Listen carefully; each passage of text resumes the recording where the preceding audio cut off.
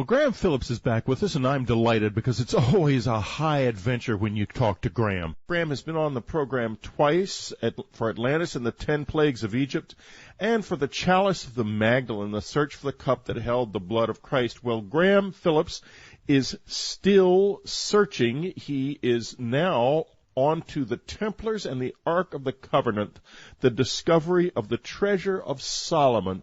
Graham is talking to us from Coventry, England, and he is not an armchair adventurer. We don't like too much to talk to armchair adventurers on Dreamland. Talk to a few of them, but we basically like to talk to people who go there and do that, and that is exactly what you are. Is that right, Graham? Yeah, I think you could describe me as an adventurer. I have been described by some of the press as a real-life Indiana Jones, so I suppose I'm the nearest thing you're going to get. Okay, well, let's now, this quest has been undertaken just quite a few times in history. And I must say, by the way, the Templars and the Ark of the Covenant reads like something that would have been written by Indiana Jones. It's really loads of fun. In any case, this quest has been undertaken. Another Graham Hancock, early in his career, undertook a quest in search of the Ark of the Covenant.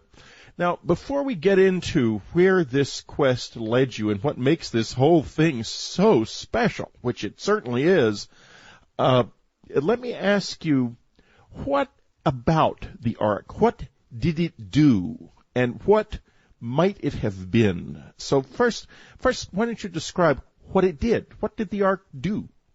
Well, the first thing is not to confuse the Ark of the Covenant with Noah's Ark. Noah's Ark was the boat which the animals all went into during the Great Flood, supposedly, according to the Bible. But the Ark of the Covenant was said to have been a golden chest around about 2 or 3 feet high, 2 or 3 feet wide, and about 4 feet long. And on top of it was supposed to have been carved 2 golden angels. And inside it were kept the 10 Commandment tablets, the 2 tablets of stone on which the 10 Commandments were inscribed that were said to have been given to Moses on top of Mount Sinai. But that's not all it was. It was made by Moses and the other Israelites when they were wandering in the wilderness after they escaped from slavery in Egypt, somewhere around about 1350 BC, thereabouts. And it's, of course, contained the 2 tablets of the 10 Commandments, but it was also supposed to have been some sort of holy weapon, because the Bible describes it as being carried before the armies of the Israelites and somehow managing to destroy the opposition. When the Philistines, for example, one of their enemies, attacked them, some think that it's described as the glory of the Lord, or divine fire, seems to have come out of the ark and basically leveled the opposing army.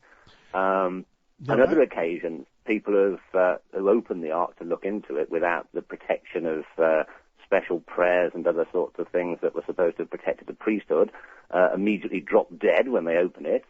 But it's not only supposed to be a holy weapon, it was also said to have been something like, as it's described in the Indiana Jones film, a radio for talking to God.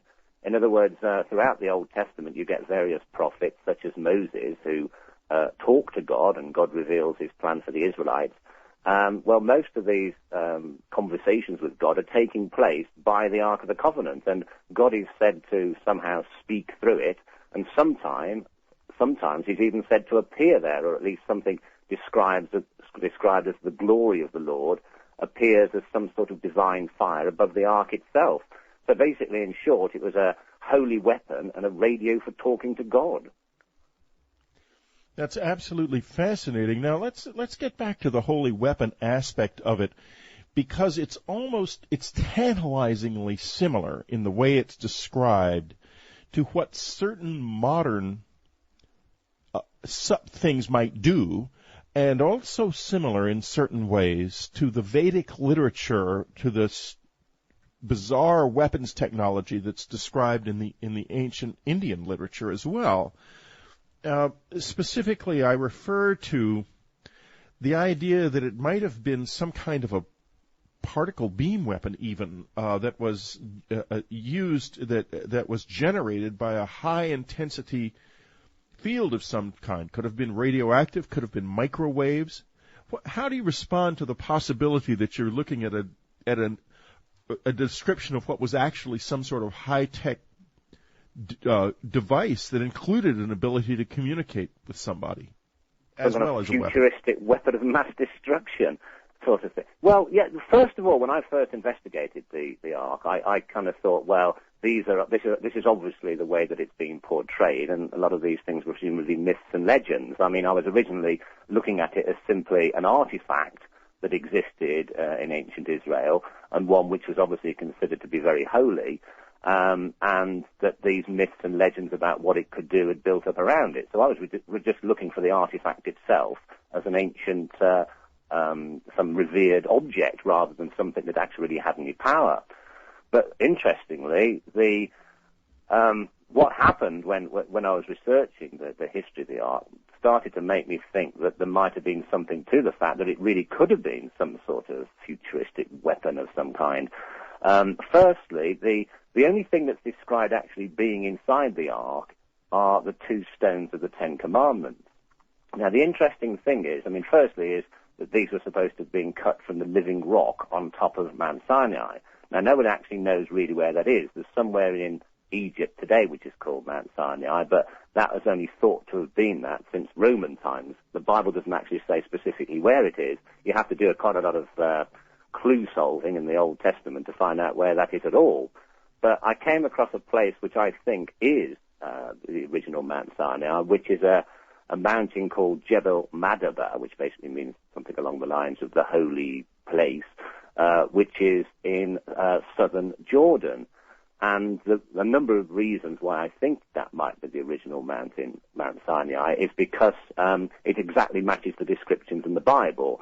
For example, the Bible describes Mount Sinai as having this great big flat area, this terrace below the summit, upon which God is supposed to have stood. Well, on Jebel Madaba, there is a terrace that has been estimated to be cut there by the hand of man around about 3,500 years ago, and there are 2 huge obelisks there, which are still described in the Arabic language as the feet of God. So there are many things like that that make me think that this is actually the real mountain where Moses received the 10 Commandments. Now, if that's true, then the type of rock that is on top of Mount Sinai is what the stones were made of that were put inside the Ark. Now, these stones appear to have some rather strange properties. Many people today claim to witness strange balls of light that appear on top of this mountain, and various scientists have done research and have concluded this might be something that they describe as a geoplasma. Basically, it's some sort of some properties of these particular types of rocks, which are made of a certain type of sandstone, can produce electrical energy under certain conditions. In certain, if there's been a lot of rainfall, if there's been electrical phenomena in the atmosphere, such as lightning and so forth, these can produce this strange ball lightning effect, which they call geoplasma.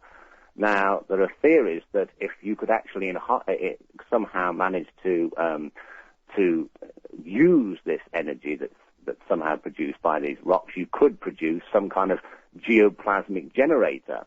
And one of the ways in which this is done, supposedly, or the theories go, is that it could be encased in an insulator such as gold.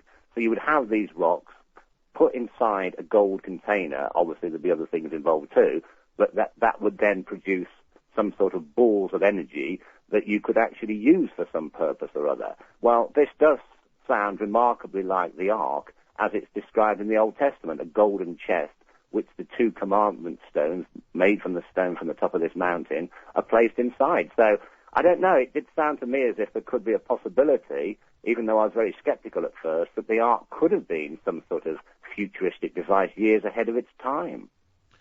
Or it could be that it was very much of its time in the sense that it was a harnessing of a natural energy, maybe a technique that comes from ancient Egypt, because there are certain bas-reliefs in Egypt, particularly I refer to the ones at Abydos, that do look, with big, what look like almost like like large vacuum tubes even, with big cables coming out of them, that suggest a possible knowledge of a harnessing of certain energies that has been lost simply because it was very secret and kept within a priesthood.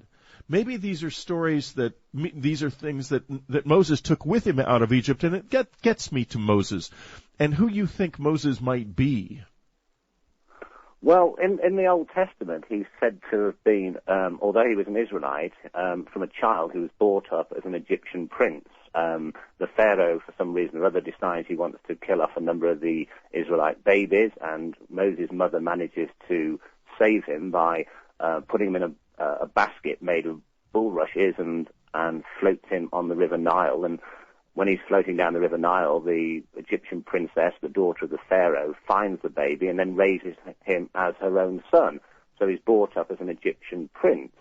Eventually, when he grows up, he discovers who he is and has sympathy with the slaves, the Israelite slaves in Egypt. And this eventually causes him to fall out with the Pharaoh, who exiles him and sent him out of Egypt. And then later he returns. My point is that during his youth and his growing up period, he would have had access to extraordinary amounts of Egyptian knowledge because of his position in the society. And I guess I'm wondering, what do you give us well, actually, you're going to have to do this after we come back from our break, but when we do come back from our break, we're going to find out from Graham exactly what the degree to which he thinks the Ark is real, or is it a fable or an important piece of mythology? This is Whitley Strieber. It's Dreamland. We'll be right back. This is Whitley Strieber. It's Dreamland. I'm talking to Graham Phillips, an extraordinary book, The Templars and the Ark of the Covenant, Graham's adventures in attempting to discover the treasury of Solomon, no less. And Graham, let's talk a little bit about the Ark, and then we're going to get to the Hyberoo people and who they may actually have been, because I've always understood that most of the Old Testament is really basically fiction, that it's a novel. I mean, the historical parts of it. So, do you think the Ark was a physical object? Did you come to that point finally? Well, one of the reasons I came to the conclusion that it might really genuinely have been a physical artifact is because so many other things in the Bible have, over the years, been shown by archaeology to be true, where people thought before they were just myths or fables. I mean, for example, people thought that King Solomon's temple, the way that it was built and so forth, was actually a myth, whereas the latest archaeology shows that much of what's said in the Bible is absolutely right. There are other things that sound like myths in the Bible, such as the fact that the 10 plagues of Egypt, which I was talking about on your show before, just sounded too ridiculous to be true. The fact that, for example, that the daytime turned to night for days on end, and fiery hailstones fell from the sky. Well, a volcanic eruption that occurred around that time, where the volcanic ash blew over Egypt, could have caused exactly as is described in the Old Testament. Now, so there are many things. Graham, let's run through that. It's an absolutely fascinating part of the book. I was going to get to that. But why don't you, just since you brought it up, tell us now why the plagues described in the Bible are such an exact representation of a volcanic eruption, the effects of a volcanic eruption, where and when that eruption might have taken place, and do throw in the insects. It's really interesting. Yes. Well, firstly, I mean, the Bible says when Moses returns to Egypt, he goes to the Pharaoh and he says, set my people free. In other words, the Israelites, and the Pharaoh won't do it. And Moses says, well, God will bring plagues upon Egypt if you don't. And the Pharaoh doesn't take any notice. And then these 10 plagues do descend upon Egypt. Now, they are described as being, firstly, they're said that the sky goes dark for days on end. Then what happens is these fiery hailstones descend from the skies. The cattle in the field just fall over and die for no apparent reason. And the Nile turns to blood. Well, at around the time that this is set, as I say, roughly around about 1350 to 1400 BC, there was a massive volcanic eruption in the Mediterranean on an island called Petra. And this is known from archaeological evidence that this volcano was absolutely huge, much bigger than Mount St. Helens that erupted in Washington State in 1980, and it blew a massive cloud of volcanic ash right over Egypt. This is known from pumice samples found on the seabed of the Mediterranean and so forth. Now, the aftermath, for example, of the Mount St. Helens eruption made it go as dark as night 500 miles away from the volcano because of this huge cloud of fallout ash. Egypt is around about 500 miles, the coast of Egypt, from the volcano. So this is a much larger volcano, and equally the same could have happened. So it could have gone dark for days on end. Another thing that volcanic ash does is fall from the sky like fiery hailstones.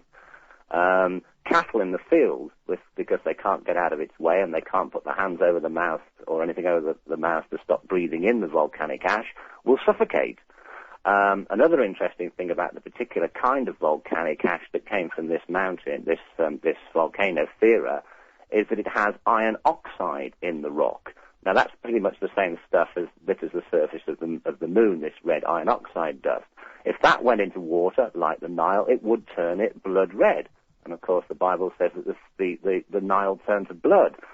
There are other things, as you mentioned, the insects. There are the other plagues of swarms of flies. Tell us the story of what happened in 1902 in the Caribbean on Montserrat with the flying ants, and I think it'll make it easier to understand why the Egyptians were then plagued with insects after all of this, after all these natural disasters. And of course, the iron oxide in the volcanic ash would have turned the Nile red as blood. So go ahead.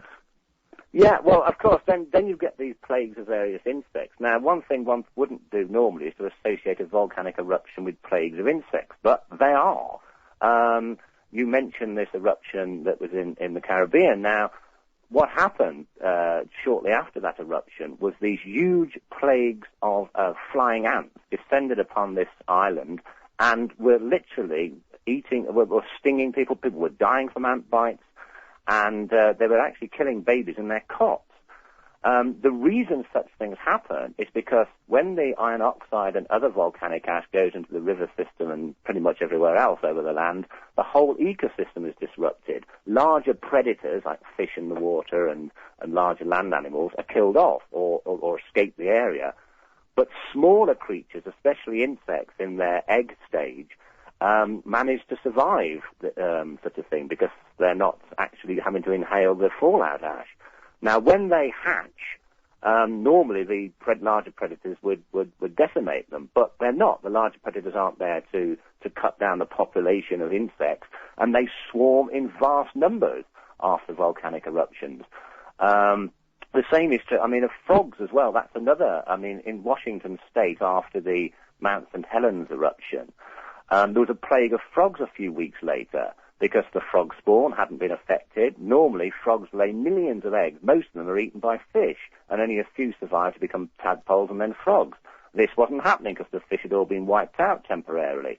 So what happened is there was a plague of frogs over the roads that was actually causing so much problem for driving because they were being squashed that the cars were literally skidding off the roads.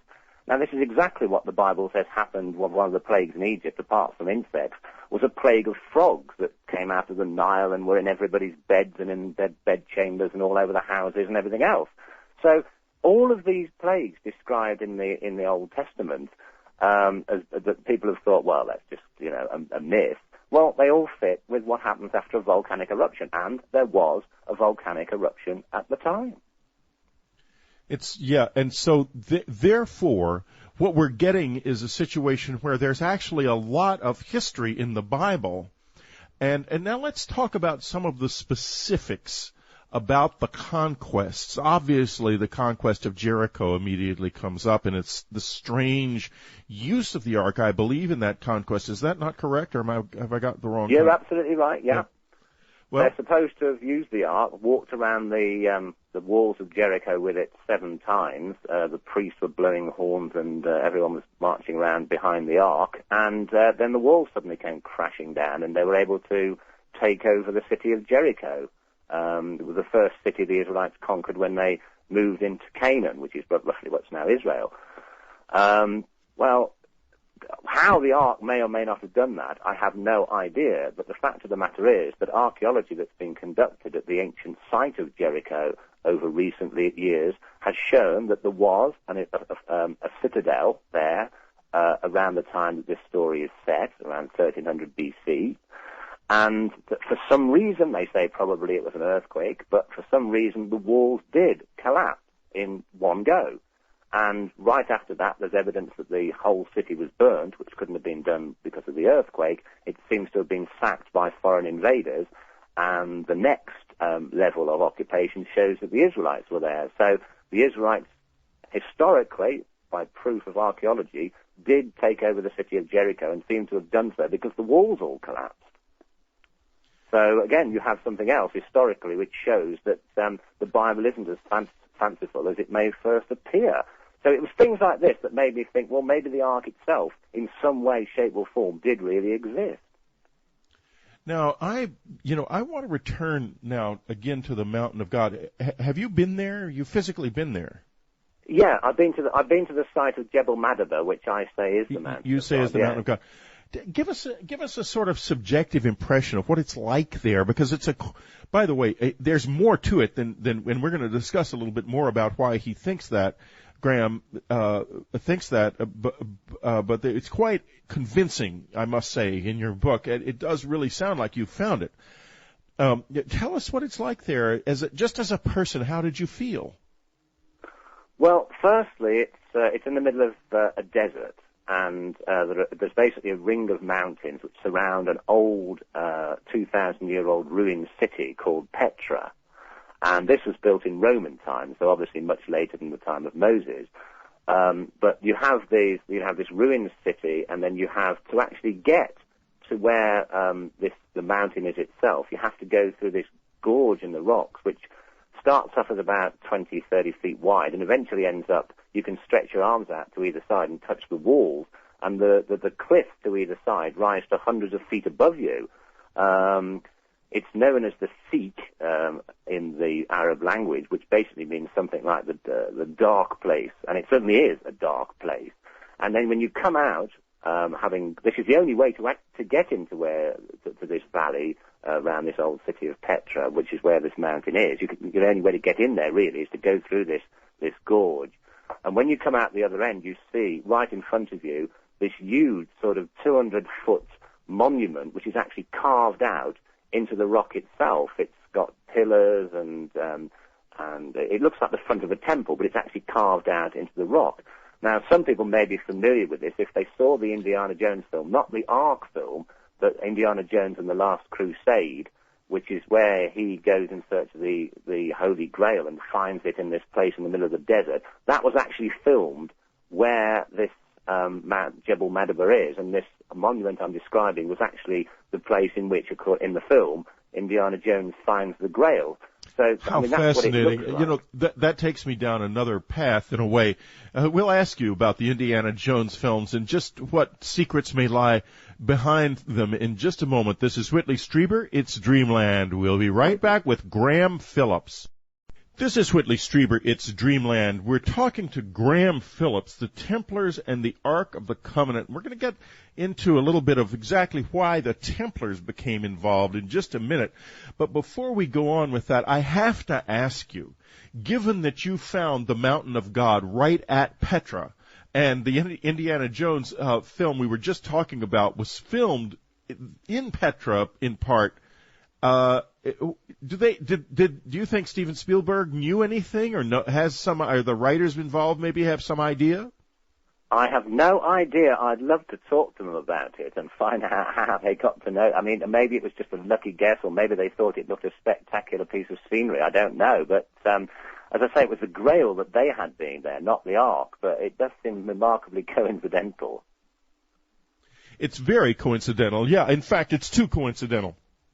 Yeah, so, I'll have to find out. I don't know. I have no idea. I have no idea why they chose that place. On that flat terrace, that flattened area on the mountain itself, with the two big obelisks on it, has there ever been any archaeology done there? Yes, there has, and this is what's really interesting. Not only does this match, I mean, when the Israelites climbed up the mountain of God, Mount Sinai, that's just also called the mountain of God, when they climbed up the mountain of God for Moses to go up and receive the Ten Commandments, Moses went up to the very top, but the other Israelite elders remained on this flat terrace, which is below the summit, which is where, as I said, where the God is said to have stood astride it. Now, I don't know in what way he was supposed to have done that, but as I mentioned before, there are these two obelisks there, which are called the feet of God in the local Bedouin. That's what they're called. Now, this was actually these are man-made obelisks, and the whole of the terrace was actually flattened out sometime around about 1500 BC, which meant it would have been there if this was the place that Moses and the Israelites went. So such a legend could have become attached to it. But the interesting thing is, in the Bible it says, when they saw God standing astride this terrace, it was, they describe, as if the terrace itself shone like sapphire stone. Now, the interesting thing is archaeology has shown that the whole terrace was once covered with a pavement of slate, blue slate, which was polished, because that's all been found in the area around that around the terrace. And if it had been polished brightly, it would, in the sunlight, have shone like sapphire stone in exactly the way that the Bible describes. So it's things like that that make me absolutely certain I found the right place. Just fascinating. Now, let's talk a little bit about some of the things that you have found. But before, I'm trying to think about how to get to the stones. First, why don't you tell us about what they were? Specifically the stones that were involved with the Ark of the Covenant. Well, the stone, basically, the Bible says that it's not just the Ark of the Covenant alone that can produce these strange effects.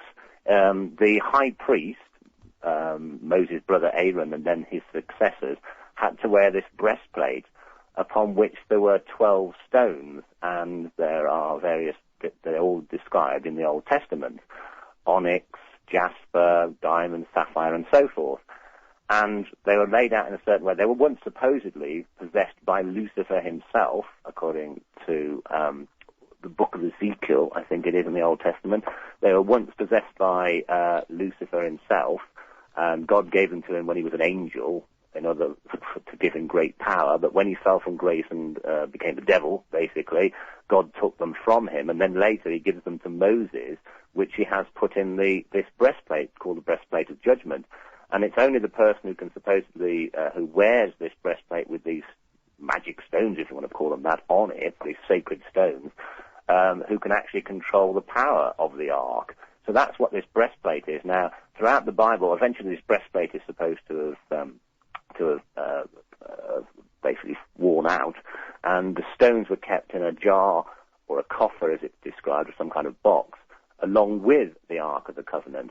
Now, according to a book called the Book of Maccabees, which appears in some versions of the Bible, certainly the earliest versions, but it doesn't appear in the later versions of the Bible. It was considered to be a bit over the top for the Catholic. I don't know, the Catholic Church kept it. I think the Protestant Church didn't. Yeah, I was just going to say it's in the Catholic Bible, I think, to this day. Yeah.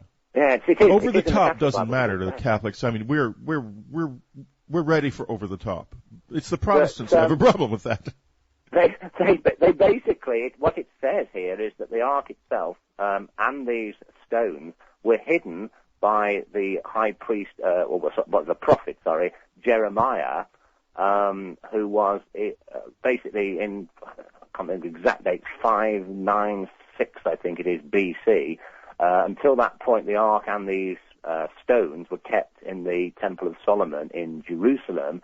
Then Jerusalem was sacked and invaded by the Babylonians from what's modern Iraq, and they basically, the prophet Jeremiah had to take these objects, along with a few other things that were in the temple, away before it was sacked by the Babylonians, and he took them back to where they came from originally, which was the mountain of God, and hid them there somewhere in a cave.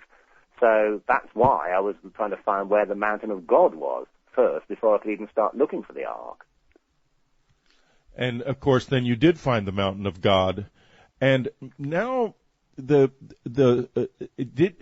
let's talk a little bit about the journey that led you to the finding of the stones, of the three stones, which I am sitting here staring at, fascinated with the beautiful color illustration of them in your book.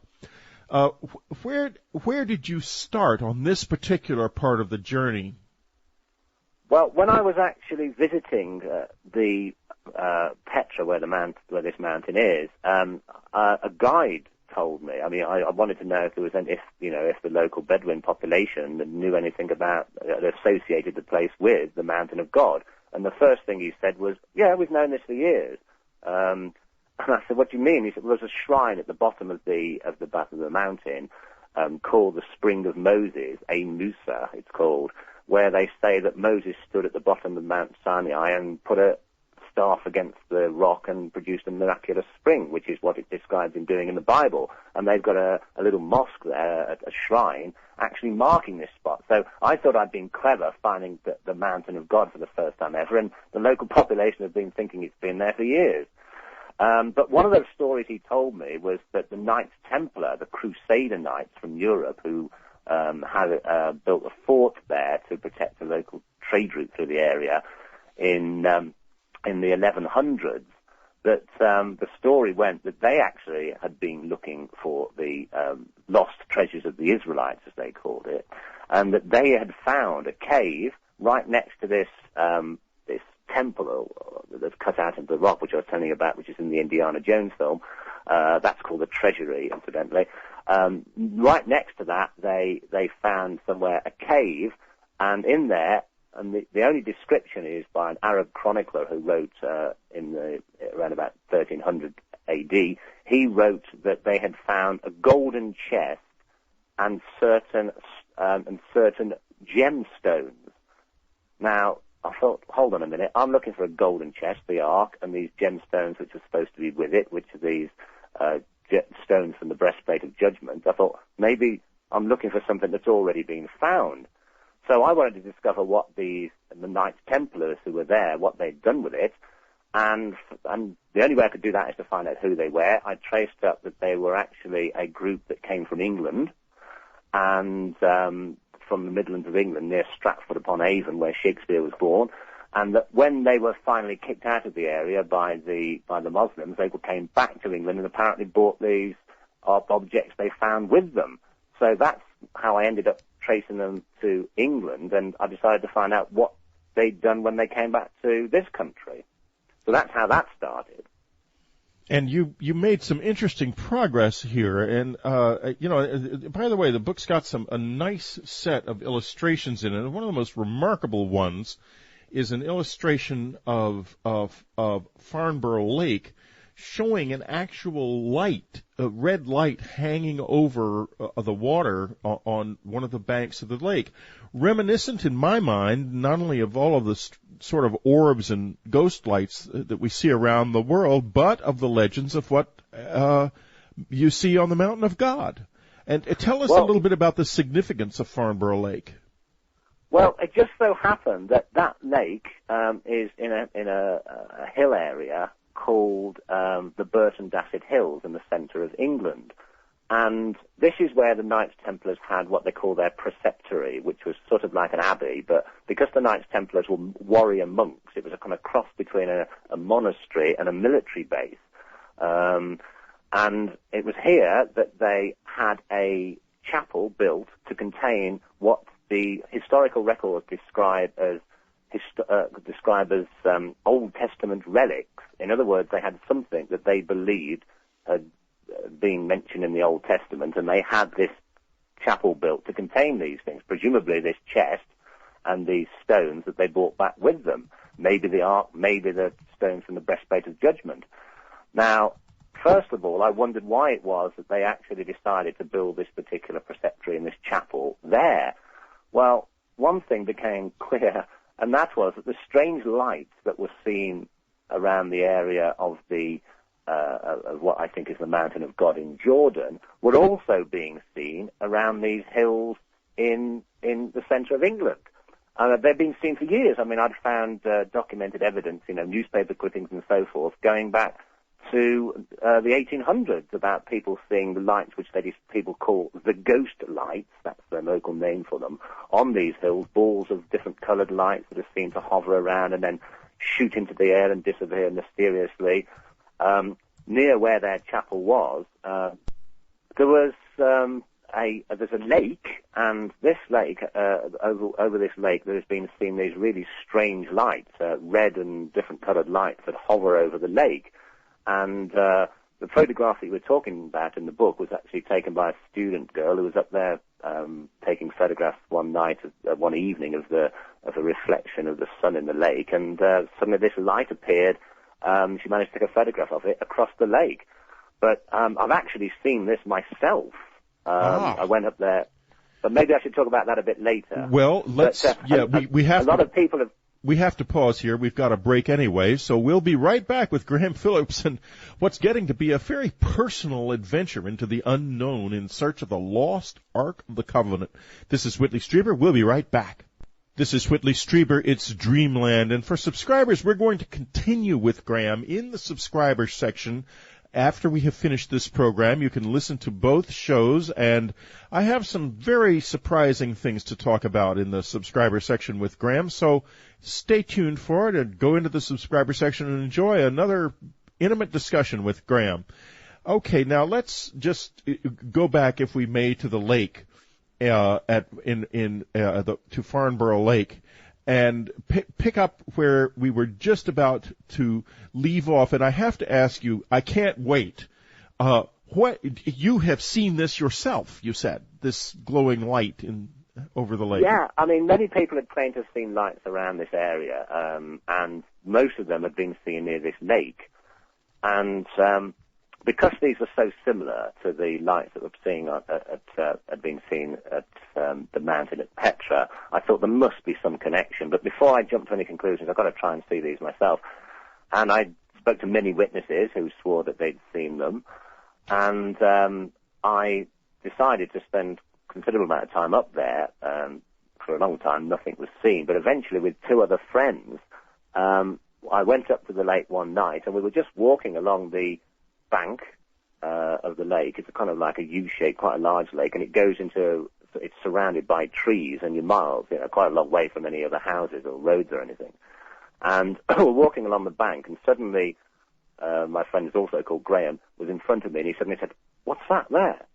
And in the darkness, it was like pitch black. I mean, we had flashlights, and we looked across to the other bank, and there was what appeared to be just a light, a little tiny red light, as if somebody had got a cigarette over there. And I thought at first that must be somebody just standing there with a cigarette. So we turned the flashlights out, and we could just see that this light just didn't seem to move. If somebody was standing there with a cigarette, you'd have thought it'd be moving. It stayed still. And so I called across, is anybody there, and heard no reply. And then suddenly, after about 15 seconds or so, it just winked out, just went. So turned the flashlight on again and swept the other bank to see if we could see anybody there, and there was nothing there at all. And then after a few minutes, I can't remember the exact sequence of events now, but after a few minutes, suddenly our torches began to, we call them flashlights in the States, I have to remember that. Right, flashlights. Our flashlights began to just get dimmer and dimmer and just went out. And I was thinking, what on earth? And then suddenly this little light reappeared over the other side of the lake, and then appeared to grow in size until it was about the size of a tennis ball. And I thought, is that somebody there messing around? And then it just disappeared again, winked out, then reappeared, seemingly higher up. It was difficult to actually tell in the backness, exactly where it was, but it seemed to be about another 5 or 6 feet in the air. Winked out, reappeared about another 5 or 6 feet to the side of that, and kept doing this for a few moments. And then this sound started, which sounded as if people were sort of like banging rocks together. And that got faster and faster until it was almost like a machine gun sound, a sort of sound. And then this ball of red light came back on again.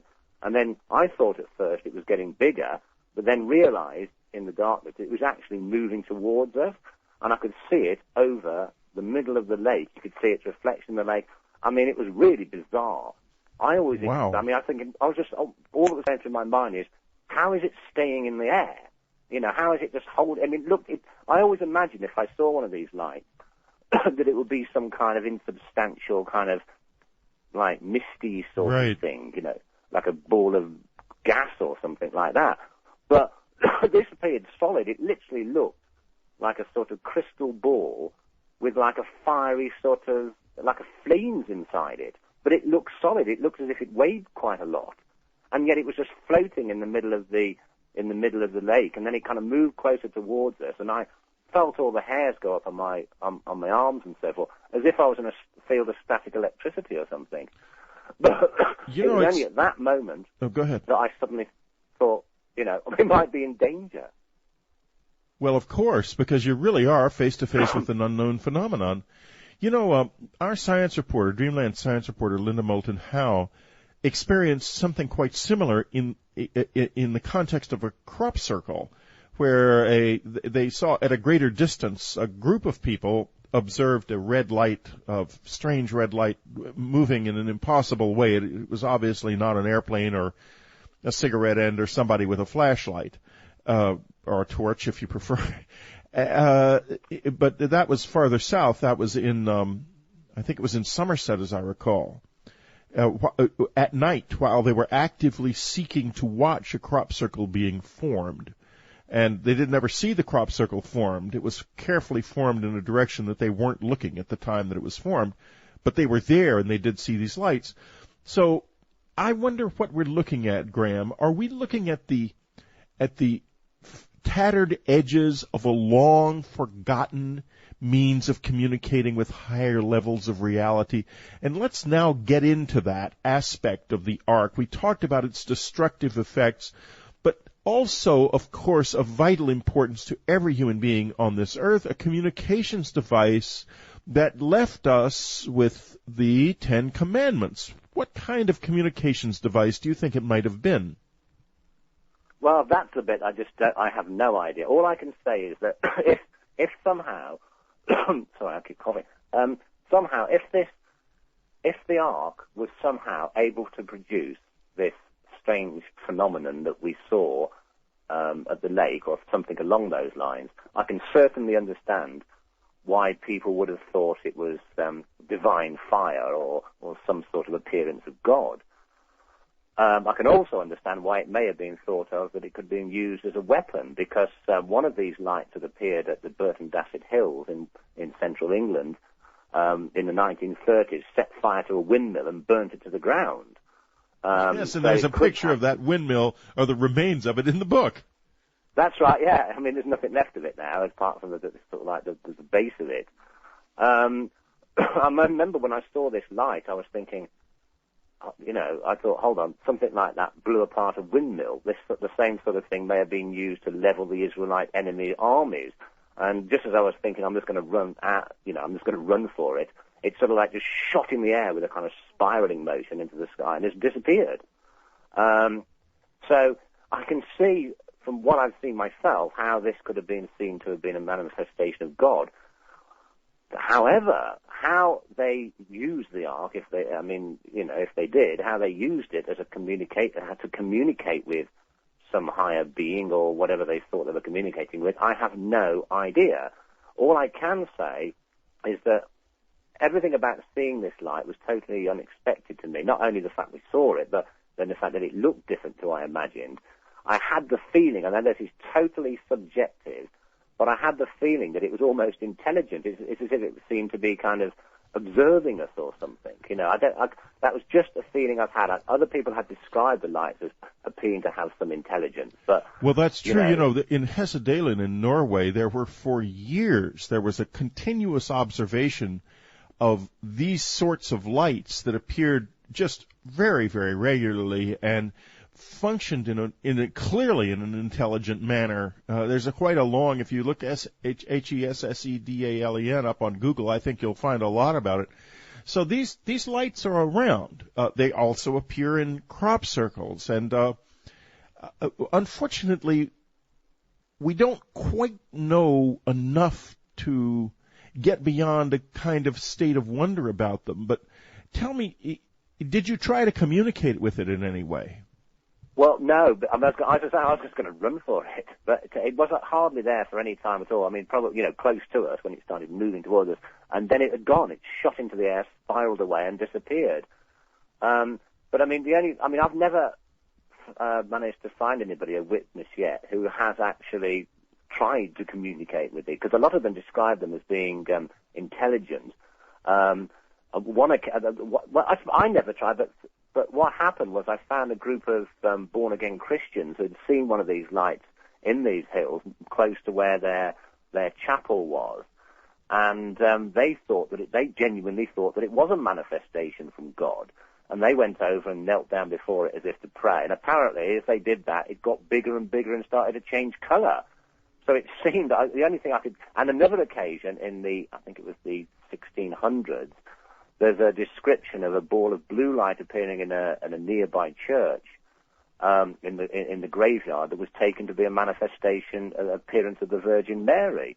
And it said that the people who saw it, again, knelt down before it thinking it was the Virgin Mary about to appear, and as they prayed, it got bigger. So in some way it seems, I mean, there's only those couple of cases to really go on, but it seems maybe that if you concentrate on these things, it does actually have some influence on it. Maybe charges it up. I don't know. It's out of my field, really. I mean, I was investigating a historical mystery, not some science mystery. But I didn't. I was too scared to try and communicate with it. Well, Graham, we're coming to the end of our time together on Dreamland, but we're going to continue on in the subscriber section in just a few minutes, and we're going to be talking now more about the Templars and the wonderful, fascinating story of the Epiphany window and a gentleman named Jacob Cove Jones and some artifacts of immense importance. Exactly what did come to England? That is the question. Graham, I have not asked you yet, and I'm embarrassed about this. Do you have a website? I do, yes. It's grahamphillips.net. grahamphillips.net is Graham's website, and that website will, of course, be linkable through the Dreamland page on unknowncountry.com. But happily, it is a relatively easy one to remember. Graham Phillips, GrahamPhillips.net. And so go to grahamphillipsnet.net for more information.